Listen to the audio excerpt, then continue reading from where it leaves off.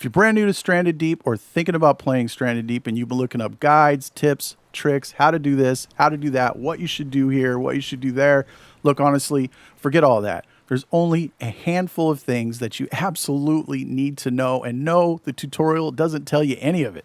So today I'm going to tell you exactly what you need to know so you can get started in the game.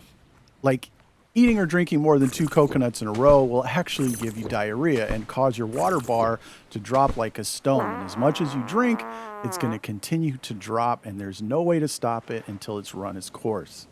This is a huge problem with new players because the tutorial actually tells you to drink and eat the coconut. It doesn't ever tell you that you're going to get a status effect of diarrhea and it's going to cause you to dehydrate. There's actually something called the 2-10 rule. Now, the 2-10 rule is you can eat 2 halves of a coconut or drink 2 coconuts. You wait 10 real-life seconds, and if you pull up your game watch and you look at the minute hands up there, that's actually seconds. They'll be ticking in seconds, so wait 10 seconds. On the 11th second, go ahead and eat 2 more or drink 2 more coconuts, wait another 10 seconds, and do it again. It's called the 2-10 rule, and it's going to help you get hydrated until you can build a water still. So that means once you cut that tree down, that's it. It will not respawn ever. The same thing can be said about potatoes and fruits that you may find while you're out exploring the world. Once you've harvested them, you've eaten them, or whatever you're going to do with them, they will not regrow. That plant in the wild will not regrow. So use it wisely when you find it. Medicinal plants like pee and maybe aloe vera will not respawn either once you've harvested it. What will respawn is the fibrous leaves that you get from whacking young palms or yucca. Now, just because it says a young palm doesn't mean that it's going to grow into a tree. It will not grow into a tree. The trees you have in the game is what you have. There's nothing that's going to respawn, but fibrous leaves are really good. Hear me out. You can use these fibrous leaves not only to make lashing, but once the woods run out in your fire, you can use these same fibrous leaves in that fire as fuel. You can also, once your palm fronds run out for your water still, you can use fibrous leaves as well in your water still, and you can continually have water. You're going to have to farm. Really, there's no way around it. Now, there's a couple things you're really going to want to farm. One is yucca. You can get this after you've knocked all the leaves off and you've gathered the 6 fibrous leaves that fall on the ground. There's going to be a little offshoot off there. You can pick that and you can plant it in a plot. The next thing you're going to want to farm is potatoes. Now, as soon as you find them, these are rare, guys. These are really rare. And so as soon as you find a potato, pick it. Don't eat it. Doesn't matter if it spoils. Plant it. This is the only way to make fuel. So you need fuel for your boat motor, you need fuel for the gyrocopter, and if you plan on beating the game, you're going to need 2 full cans of fuel. The only way to get that is with potatoes. So I advise you, as soon as you get a potato, put it in your pocket and grow it. Now, the third thing you're going to want to grow is pee. As soon as you find this, this is rare, and you're not guaranteed to find this on an island or even your starting island.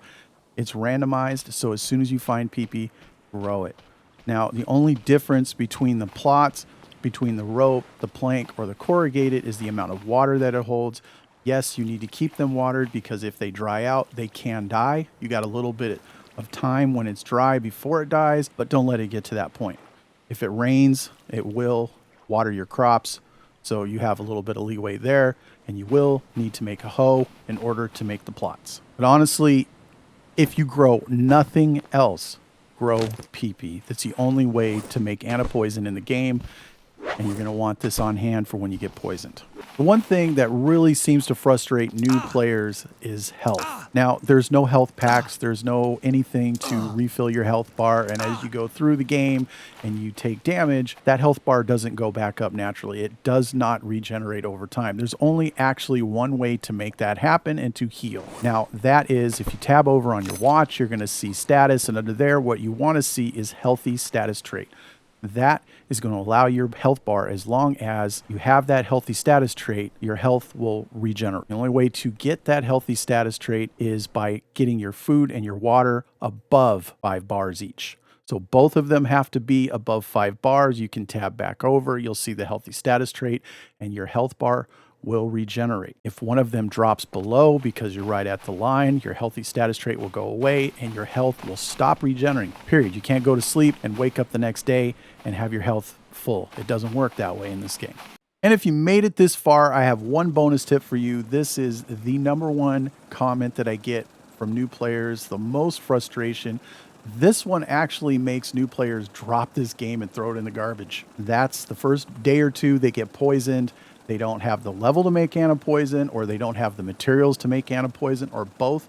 They either spend a ton of time trying to frantically raise their level high enough to craft it, or they're looking at every island to find enough PP, or any PP for that matter, so that they can craft the anti-poison, or both. And it just makes for a bad experience all the way around. Here's my advice. Start over. You're only a couple days in. Start over. You know what to look for.